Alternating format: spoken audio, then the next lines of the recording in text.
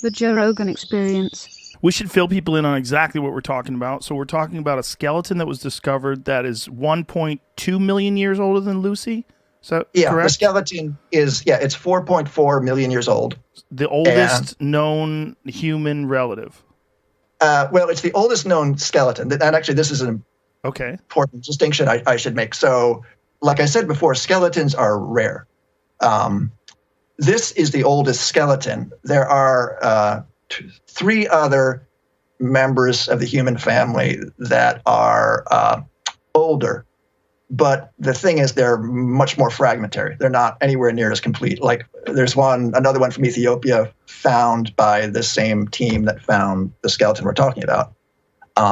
That's, some teeth, like a toe bone, a few other broken elements of the skeleton. There's another thing, another species called Auroran from Kenya, which is about 6 million years old. Again, much more fragmentary, some teeth. I think they got a couple thigh bones, partial thigh bones. And then there's a skull from Chad called Sahelanthropus that's about 6 million, maybe 7 years old, depending on whose dating you believe. And that's a very nice skull, but it's a head without body. So, so anyway, so there are, people sometimes get confused by this. So Ardi is indeed the oldest skeleton. It's by far more complete than this other stuff. But there are some, fragmentary things that are older, and they all become part of this story too. And what is the scientific controversy? Do you think is it based on real skepticism, or is ego involved in this? Like, you're laughing. Ego? So. It's science? What are you talking about? It's unfortunate, man. No. These are scientists. No. Yeah. There's a lot of ego is involved in science, unfortunately, right? Yeah, there's a lot of egos. There's a lot of disbelief because the skeleton was so surprising in a lot of ways and so contrary to the predictions that many people in science had made, that there was a kind of like a head explode for a lot of people. So we should break down those particular things that are different than what was expected, right? First of all, it walked upright.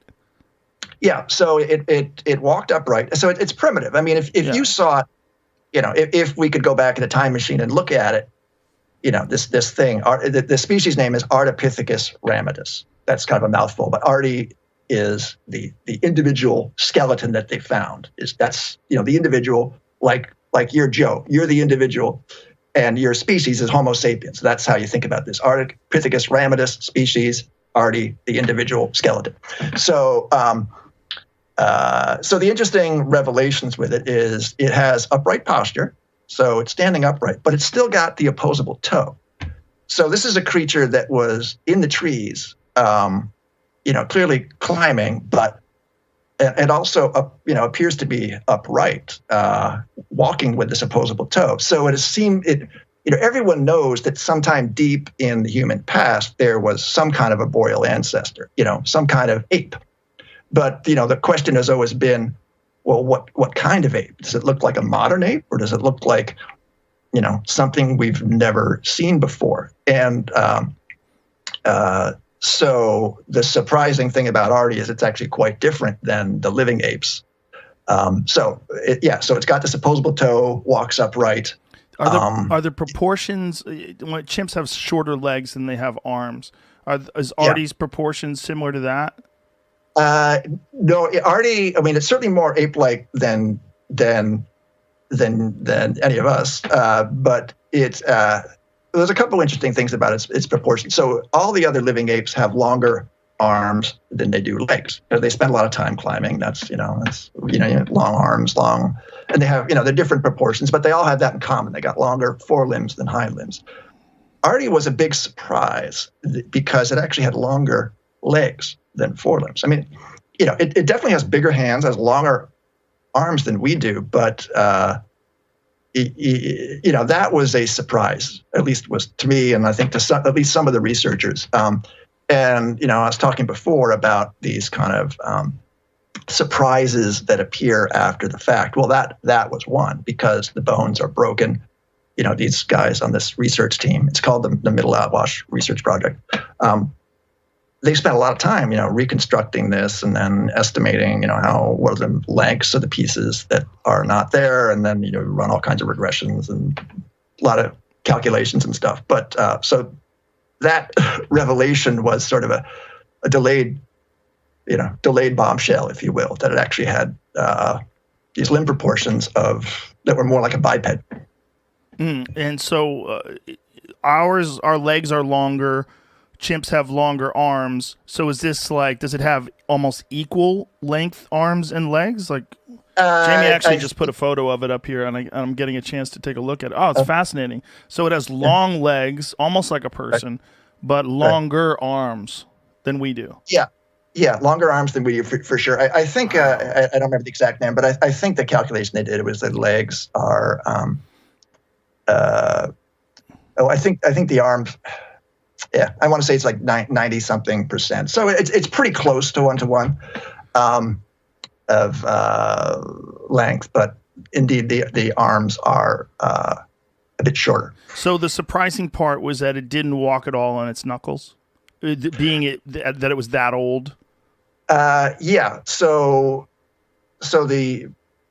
humans we come from the African apes. That's pretty clear from genetics. That's been clear for a long time.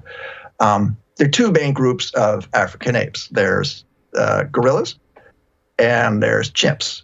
Now within those, and chimps also includes this other species you might have heard of called bonobos. And within those, there's debate about, should we divide them into some subspecies and stuff, but we don't worry about that for now. But anyway, What they all have in common is they knuckle walk. So they got these long fingers, and when they walk, they do this. If you look at a video sometime, you'll see it. And, because our two closest cousins both do that, there was a perfectly plausible theory that human ancestors did it well. So we evolved from a knuckle-walking ancestor. There was even a cover story in Nature that the headline was almost that. Humans evolved from a knuckle-walking ancestor. So that was the theory. And then so here with Ardi, we have a creature that's, it's not the last common ancestor with the African apes, but it's certainly getting closer. It's getting a big step closer. And the people, the anatomists who specialize in these things say that there's no hint of knuckle walking. Not only was it not knuckle walking to get around, but also it has no vestige of a knuckle walking ancestry. So in other words, there's no residual anatomy that would suggest that it ever knuckle walked. Yeah. So it was bipedal from the very early days? At very, very early days of the species. Of the species evolution. Well, it's bipedal. All you know is what you find. At that 4.4 million year old window. Right. And then what comes before that is speculation. It's these the people that do this. It's intelligent speculation, obviously, but you don't know what you haven't found. And so, now there's a debate about just how long ago the last common ancestor of humans and chimps lived.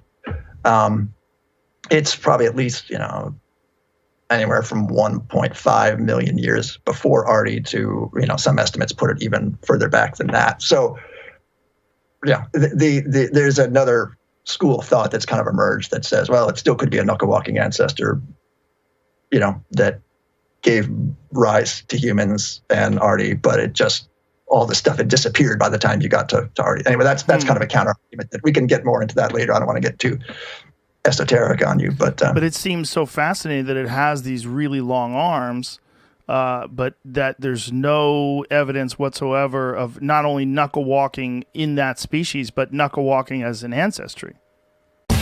Episodes of the Joe Rogan Experience are now free on Spotify. That's right, they're free. From September 1st to December 1st, they're going to be available everywhere. But after December 1st, they will only be available on Spotify, but they will be free. That includes the video. The video will also be there. It'll also be free. That's all we're asking. Just go download Spotify. Much love. Bye-bye.